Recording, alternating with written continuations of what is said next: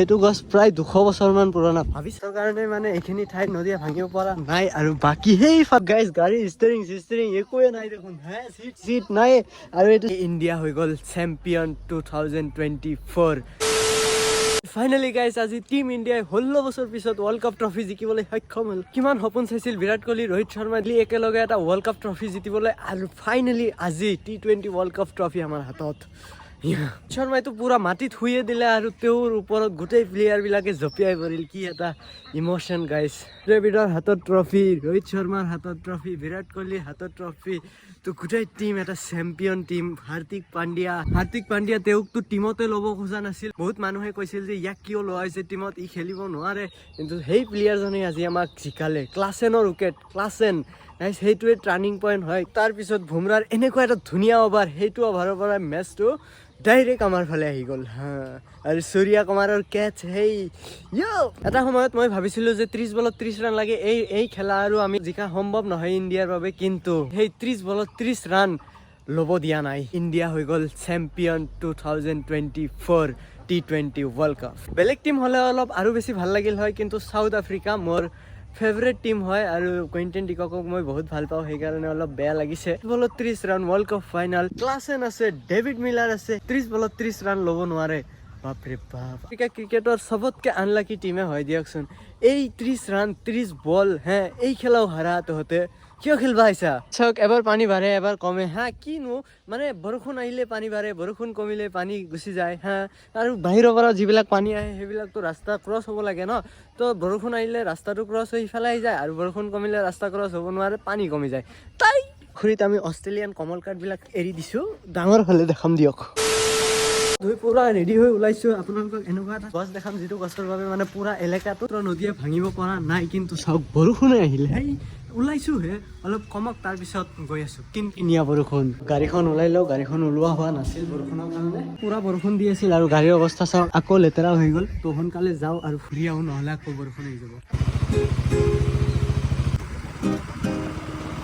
আপোনালোকে মানে পুলিচৰ ভয়তে কেতিয়াবা ভিতৰৰ ৰাস্তাৰে আহি পাইছে না, মানে এইটো আমাৰ ঘৰৰ ওচৰতে, সেইকাৰণে হেলমেট পিন্ধি অহা নাই। আৰু গাইজ কি বোকা চাওক, কিনকিনীয়া বৰষুণ থাকিলে মানে ভাল নালাগে, হ'লে ভালকে হ'ব লাগে, নহ'লে নাই। কিনো কিনকিনীয়া বৰষুণ দি থাকে। আৰু চাওক ইফালে পানীয়ে পানী। ভিডিঅ'ত কৈছিলোঁ যে গৰু ছাগলী বিলাকৰ খোৱাৰ অলপ অসুবিধা হৈ, চাওক ৰাস্তাতে গৰু চৰু গোটেই ৰাস্তাৰ মাজত মানে বান্ধি থৈ দিছে, ঠাই নাই না। য'তে চাওক পানীয়ে পানী, চাৰিওফালে অকল। এনেকুৱা গাঁৱৰ মাজেৰে যিবিলাক ৰাস্তা আছে সেইবিলাকত অলপ বাইক গাড়ী চাড়ী অলপ চাই চলাব। চাওক গৰু ছাগলী গোটেই মানে ৰাস্তাতে থাকে বেছিভাগ সময়ত। ইয়াতে মানে অলপ নামি দিলোঁ, কাৰণ মই ৰাস্তাটো ধৰিব পৰা নাই। এইটো এটা ৰাস্তা, এইটো এটা ৰাস্তা, এইটো এটা ৰাস্তা। মানে মই বহুত দিন আগত আহিছিলোঁ, কিন্তু এতিয়া মনত নাই কোনটো ৰাস্তা বা হয়। আৰু ইয়াতে এইটো হৈছে ব্ৰহ্মপুত্ৰ। চাওক সেইখিনি, এইটো ব্ৰহ্মপুত্ৰৰ পাৰতে আছে গছটো। মই সুধিলোঁ আৰু কৈ দিলে ধুনীয়াকৈ এইটো ৰাস্তাৰে যাব লাগিব। মই হ'লে এইটো ৰাস্তাতহে যাব ওলাইছিলোঁ, কাৰণ নদীটো ইয়াতে না, এইটো নদী, তো ভুল হ'লে হয় আৰু মোৰ টাইম ৱেষ্ট হ'লে হয়। তো বলক সোনকালে যাওঁ। মই মানে গাইছ ৰাস্তাত বহুত কেইটা গছ দেখা পালোঁ, ইমান ডাঙৰ ডাঙৰ। মানে এইকেইটা গছ চাওক না, কিমান বছৰ বা হ'ব, এইখিনি বহুত পুৰণা গছ থাকে। চাওক কিমান ডাঙৰ। তো সেইটো গছ আৰু কিমান ডাঙৰ হ'ব পাৰে আপোনালোকে অনুমান কৰিব পাৰে, কাৰণ সেইটো গছে এটা গোটেই এলেকা বচাই আছে নদীৰ পৰা। পুখুৰীৰ পৰা মই শুনিলোঁ যে গছটোৰ কাৰণে সেইফালে নদী ভাঙিব পৰা নাই, কিন্তু এইফালে নদী আহি আছে ভাঙি হয়নে খুৰী? আৰু খুৰীহঁতৰ ঘৰ চাওক ইফালে, সেইফালে ঘৰ আছে খুৰীহঁতে। ইফালৰ পৰা সিফালে যাব নে এতিয়া আপোনাৰ?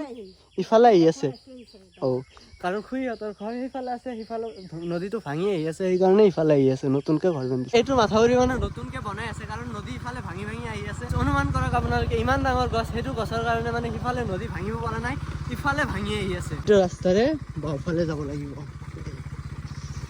এনেকে আহি পাই গ'লো গছজোপা। সেইজোপা চাওক গছ, আৰু এইজোপা গছে চাওক কিমান ডাঙৰ গছ। শিপা কেইটা নাচাওক কিয় আপুনি, সৰু এটা গছৰ চাইজৰ শিপা চাওক। আৰু ইফালে নদীটো আছে, সেই চাওক ওলাই আছে শিপা কেইটা। মই জানিলোঁ এইটো গছ প্ৰায় 200 বছৰমান পুৰণা। ভাবি চাওকচোন কিমান দিন হ'ল, বাপৰে বাপ, 200 বছৰ। এইজোপা গছৰ কাৰণে মানে এইখিনি ঠাইত নদীয়ে ভাঙিব পৰা নাই, আৰু বাকী সেইফালে বোলে কিবা নদীয়ে ভাঙি চিঙি একদম চুৰ মাৰ কৰি পেলাইছে। সেইকাৰণে আপোনালোকৰ ঘৰৰ ওচৰত যদি কোনো বহুত পুৰণা গছ চছ আছে ডাঙৰ চাঙৰ, সেইবিলাক নাকাটিব, কাৰণ ব্ৰহ্মপুত্ৰ নদীৰ কথা কোনেও ক'ব নোৱাৰে কেতিয়া কোনফালে গুচি যায়। এইটো এজোপা গছে এইখিনি ঠাই বচাই আছে চাওক। আপুনিও নাজানে আপোনাৰ তাতে যাবনে নাই, কাৰণ আমিও ভবা নাছিলোঁ আমাৰ ঘৰৰ ওচৰত আহি পাব নদী। তো এতিয়া প্ৰায় আমাৰ ঘৰৰ ওচৰতে আহি পালেই নদী।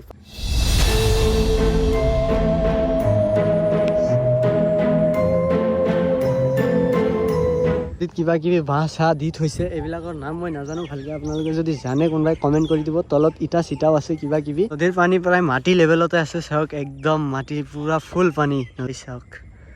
এতিয়াতো বৰ্তমান 40 cm লৈকে আছে নেকি পানী, এইটো 100 পাব তেতিয়া আৰু শেষ দে গাইছ। এটা ঘৰ দেখাই আছো, এইটো চাওক, এইটো নদী, এইটো ঘৰ, মানে কেইদিন আৰু যাব কওকচোন আপোনালোকে। হা, তাতেতো গছ চছো নাই, এইটোতো ভাঙিবই, কেতিয়া যে গুচি যায় নদীৰ লগত। সেই কোনোবা মানুহৰ ঘৰ এনেকে নদীৰ ওচৰত একদম ওচৰত লাগালাগিকে আছে, তো আপোনালোকে প্লিজ তাৰ পৰা গুচি আহিব, নহ'লে কোনেও ক'ব নোৱাৰে কেতিয়া আপোনালোকৰ ঘৰটো নদীৰ লগত গুচি যায়। আশা নকৰোঁ, তথাপি কৰা এইটো কি লৈছা? হা, এই কি হে চালিয়া, এইটো মানে ভিতৰত মাল চাল একোৱে নাই দেখোন। ইঞ্জিন চিঞ্জিন আছে না নাই, একো দেখোন নাই, খালী গোটেই। এই চক গাইছ, এনে চলে নাই গাড়ীটো, গাইছ গাড়ী ষ্টেৰিং চিষ্টেৰিং একোৱে নাই দেখোন। হ্যাঁ, চিট নাই, আৰু এইটো চিট চাওক গাইছ, এনেই উঠিছে, এনেকে আহি আছে, এনেকে। চিনাতকে মই এটা মুৰ্গী কিনিম, সেই মুৰ্গী মই ডাঙৰ কৰিম, ডাঙৰ কিনিম, এটা নতুন গাড়ী কিনিম, কি কয়? হা, আন্দা চেন্দা বিক্ৰী কৰি গোটেই এটা নতুন গাড়ী লৈ ল'ম। হা, কিনছা মানে কিমান দি কিনছা নো? 1.5 লাখ গাইছ। 1.5 লাখ? মই 320 টকা দিম, আৰু বাকী তই জানা দিবি না? এতিয়া কচোন, তোৰ লাভে হ'ব 20 টকা। 20 টকা মানে গাইছ, হা, এইটো নহ'ব নহয়। কিয় নহ'ব নো? কি গাড়ীখনত কি আছে চাওকচোন। গাড়ীখন কি নাই, কি নাই? ও গাইছ, কি নাই মানে? টায়াৰ আছে, তাৰপিছত আপোনাৰ দৰ্জা এনেকে দি প্ৰথম হয় দে, টায়াৰে আছে, দৰ্জা আছে, দৰ্জাৰ লক নাই, টায়াৰত হাৱা নাই, ষ্টেৰিংটো আছে কি? স্প্ৰিং খায়। ও বা, স্প্ৰিং ডেন্সিং কাৰ, পিকে ডেন্সিং কাৰ। হয় দে, হয় দে, হয় দে। লাইট জ্বলে, আগত লাইট জ্বলে। লাইট চাইট জ্বলে নাই নে? লাইট চাইট জ্বলে, কিন্তু হেডলাইট দুটা নাই। লাইট চাইট জ্বলে কিন্তু হেডলাইট দুটা নাই, সিগনেল লাইট জ্বলে ন? সিগনেল লাইট জ্বলে। অ, হয় বাকী দে। আমাৰ বেকত চাব পাৰে, বেকত একদম মাৰুতি মানে এণ্ডোভাৰ এটা লুক দি দিছে, ইয়াতে এণ্ডোভাৰ লুক। হয়তো তোৰ মুখৰ লগত এইটো গাড়ীয়ে যায়। আৰু কথা নকবি তই, এইগিলা বোলে বৰষুণৰ পানী গুচাব, তো বৰষুণৰ পানী মুখত মাৰিব এইগিলাই। চক অৱস্থা গাইছে, এই অৱস্থা দে তোৰে গাড়ী কাৰণেই অৱস্থা চাওকচোন। এম্বেছেডৰ গাইছ, এক্সট্ৰাকে এটা ভিডিঅ' আহিব, চালাই চালাই একদম পানীত পেলাই দিম গাইছ, পুখুৰীৰ মাজত। কি কয়, মই নতুনকে এটা বিজনেছ ষ্টাৰ্ট কৰিম বুলি ভাবিছো। চাওক, লোহা টিন চিনৰ, কি ক? হা, মই সেই কৰোঁ আৰু কি কৰা? মানে ভাল লাগে আৰু ইমান বিজনেছ। তই মানে মোৰ এই পিছফালে বহিবি, গাড়ীটোৰ মানে ভঙা চিঙা টিন চিন লৈ যে ফুৰে, সেইটো টেম্পুটোৰ পিছফালে মই উঠাবি। গেৰি দিম ভাংগা চিংগা লোহা টেংগা বুলি। হয় দে, মিলছে মিলছে এইবাৰ। চিম্পাঞ্জী চাকৰিটো তোৰ হে, এইটো